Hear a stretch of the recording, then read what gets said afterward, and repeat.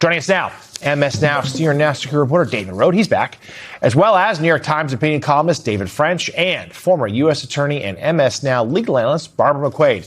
Great group to start us off this hour. My thanks to all of you. Barbara, I'll begin with you. There was indeed a flurry of court filings. Give us a sense as to what else stood out to you. What should we really be thinking about as this case moves forward? Well, one of the strongest arguments, I think, here is to dismiss this case on the grounds of selective prosecution. And that means that this person was singled out for prosecution for conduct that many other people engage in as well. And that the only reason this person was singled out was because of this animus that the president has for him. It is not a legitimate law enforcement objective, but instead an effort to single this person out for punishment. The other thing that stands out to me is, unlike many other cases where a person seeks dismissal for vindictive prosecution, which is something different, and I think it gets thrown around a lot without a lot of real understanding what that means. It's not enough that the prosecutors dislike you. That is not what makes vindictive prosecution. Vindictive prosecution is when charges are filed in retaliation for exercising a legal right, in this case, or a related case. And so I was at first skeptical that that was a legitimate basis in this case. But what Comey says is, I'm being retaliated against because the first case against me, remember that false statements before Congress case that got dismissed out of the Eastern District of Virginia, that one fell apart. And only then did they redouble their efforts on this old seashell case to resuscitate it and charge me with that. That could amount to vindictive prosecution. So I think there's a very good chance that this case gets dismissed on one or both grounds. Quick interjection here to let you at home know that we're keeping an eye on President Trump. He is speaking at an event as we speak, and it's part of his planned project to rebuild Washington, D.C., but he may have finally found one that people won't object to. Yes, he's ordering up renovations at Dulles Airport. Nobody likes Dulles Airport. This, maybe he'll get some bipartisan acclaim. So we'll keep an eye on that to see if he makes any news beyond the airport renovations. David French, let's go to you. A couple things here. First of all, to 8-6 something does not necessarily mean we're calling for an assassination. Let's just put that out there. Also, many people on the right have used that same exact phrase to talk about people on the left they didn't like. This is bigger than this. This is about retribution, and it's about, it would appear, per these court filings, direct personal involvement from senior DOJ officials and the President of the United States. Yeah, this case is beyond absurd. I mean, I'm a former waiter, and we would 86 the apple pie or the hot fudge sundae, and that did not mean we were wanting to murder the apple pie and the hot fudge sundae. I mean, it means it's over, it's done. You know, it's done. And so he wanted the Trump administration to be over, not to assassinate President Trump. That's completely absurd. But, you know, even beyond that, you've got a Watts v. United States problem here. This is a case from the Vietnam era where you had a man said if he was drafted, one of the first things he'd do is pick up a rifle and take aim at President Johnson. And the Supreme Court struck down in a conviction of him, basically saying, look, this is political hyperbole. Give us a break. And give us a break. This is political hyperbole. That's what we saw from that Instagram post. But if there's one thing that we know about Donald Trump, in addition to being obsessed with the aesthetics of Washington, I'm completely with you. Dulles is the one bipartisan step he could take. He's obsessed with beautifying Washington, but even more than that, he is absolutely obsessed with vengeance on his political opponents.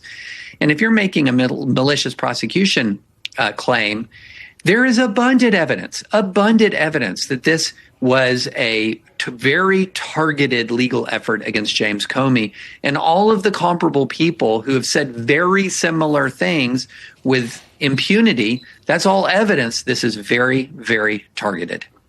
So, Dave Rohde, want to get your take on the breaking news we brought to our viewers just a short time ago from Carol Leonnig and a few of our other MS Now colleagues, that in fact, some Secret Service agents had real misgivings about the electronic surveillance, wondering if this whole thing was even legal, which just reinforces the idea of just how, not just unprecedented, but dare I say, dangerous this is. It's really alarming, and it was the terrific work by Carol Leonnig and Fallon Gallagher and Lisa Rubin, our colleagues.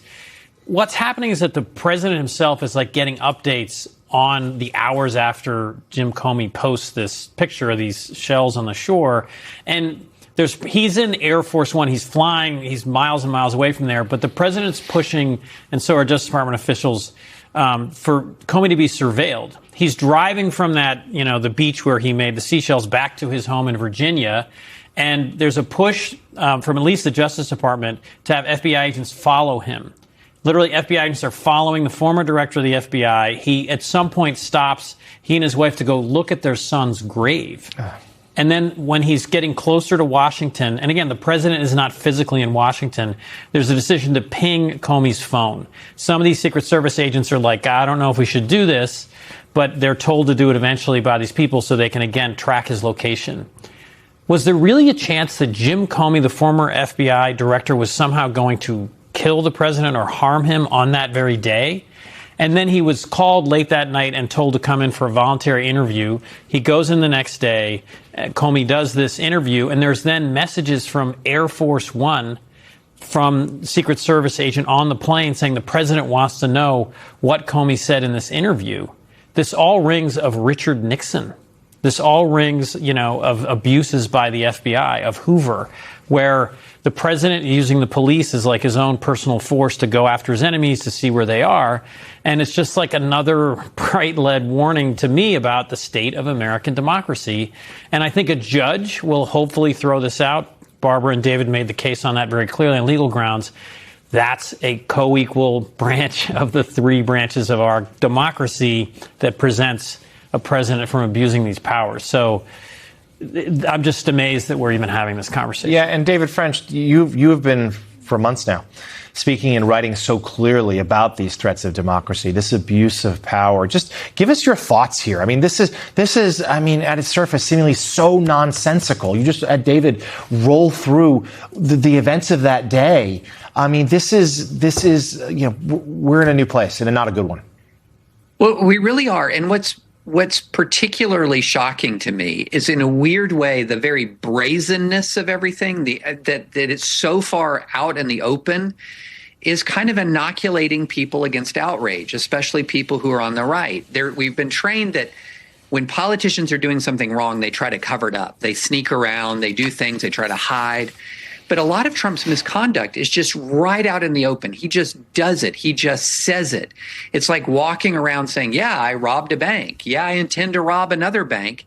And people somehow tend to think it's less outrageous because he's just confessing all the time to it. It's a very strange reality we're in, where the very brazenness of Trump's misconduct in some ways weirdly protects him politically, because it's so out in the open. People can't believe that something that out in the open would be unlawful. But it is. He is routinely, weekly, essentially confessing to impeachable offenses and directing people to commit impeachable offenses, much less unlawful prosecutions. It's a shocking state of affairs, and one that I don't think we should ever get used to. We just showed a graphic there about all the investigations. It is not a short list, Barbara. So talk to us about, just the politicization of the DOJ. Is this something that, I shudder to think, is this going to become the new normal even in the post-Trump era? Yeah, I really hope that at some point people will see that the Trump administration has overreached and will push back against this. Todd Blanche said at his confirmation hearings that the American people should be glad that the president is involved in directing the Justice Department. After all, Article 2 says that the executive power is vested in a president of the United States, and so he runs all of it. But since Watergate, we in this country have agreed that just because a president can control the Justice Department does not mean that he should, or that it is wise or just to do so. Because Article 2 also says that the president shall take care that the laws be faithfully executed. And so when you have a president who is using the Justice Department to advance his own political agenda, that is not a faithful execution. And so what we agreed to at the Justice Department in the 1970s was to insulate the Justice Department from the political aspirations of the White House and to maintain independence and basing decisions on law and fact and justice. And I hope that the public will become so outraged that there will be a pushback, and we will demand that candidates for president restore that kind of independence that we've known since Watergate. David Rowe, quick final word to you about that, the importance of that independence and what we lose if it's gone. And right now, Todd Blanche, will he be confirmed? John Cornyn is holding out and demanding that he say in writing they won't create this slush fund, an illegal slush fund that would go to pay compensation to people who assaulted the Capitol to reverse the results of the 2020 election. This is all extraordinary, unprecedented American history. So viewers, watch closely to see if Todd Blanche is confirmed, because he's not an independent attorney general. He will do, it seems, what President Trump tells him.